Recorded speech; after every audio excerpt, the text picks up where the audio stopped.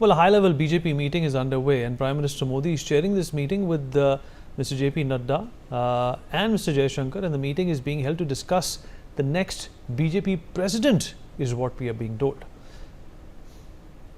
Sanjay Sharma, my colleague, is joining us on the broadcast to talk more about this. Sanjay, बड़े ही समय से ये कुर्सी खाली है, क्या क्या आपको जानकारी मिल रही है अंदर से? किन किन उम्मीदवारों पर अपेक्षा जताई जा रही है कि वो शायद अब भारतीय जनता पार्टी के अगले अध्यक्ष हों?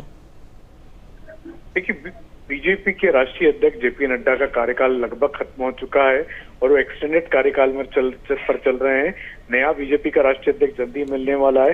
यही कहा जा रहा है कि अप्रैल के पहले सप्ताह में बीजेपी के नए राष्ट्रीय अध्यक्ष के नाम की घोषणा हो सकती है, ऐलान हो सकता है। लेकिन इसके पहले, इसके ठीक पहले आरएसएस की अखिल भारतीय प्रतिनिधि सभा की बैठक हुई है। बेंगलोर में 3 दिवसीय बैठक थी, जिसमें 2 दिन बीजेपी के राष्ट्रीय अध्यक्ष जेपी नड्डा भी उस बैठक में शामिल रहे हैं। तो वहां पर जो 1-to-1 मुलाकात हुई थी उनकी मोहन भागवत से, आरएसएस के पदाधिकारियों के साथ, और बीजेपी के राष्ट्रीय अध्यक्ष के नाम पर जो चर्चा हुई है आरएसएस के नेताओं के साथ में जेपी नड्डा की, उस बात की जानकारी प्रधानमंत्री नरेंद्र मोदी से साझा कर रहे हैं। प्रतिनिधि सभा की बैठक से लौटने के बाद में जेपी नड्डा की प्रधानमंत्री नरेंद्र मोदी से पहली मुलाकात है।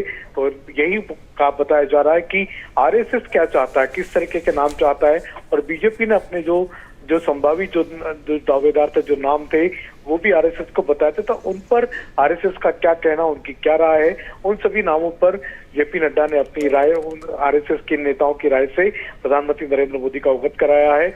अब देखना होगा 30 तारीख को जब प्रधानमंत्री नरेंद्र मोदी नागपुर जाएंगे, नागपुर में मोहन भागवत से 1-to-1 उनकी जो मुलाकात होगी, उसमें नामों पर फिर से एक बार चर्चा होगी और नाम तय हो जाएगा। तो ये माना जा रहा है कि 30 मार्च को जब प्रधानमंत्री नरेंद्र मोदी नागपुर जाएंगे, नागपुर जाकर के मोहन भागवत से 1-to-1 मीटिंग होगी, दोनों की क्लोज डोर मीटिंग होगी, उसमें बीजेपी के नए राष्ट्रीय अध्यक्ष का नाम तय हो जाएगा। संजय, जानकारी के लिए, हमारे से जुड़ने के लिए आपका शुक्रिया।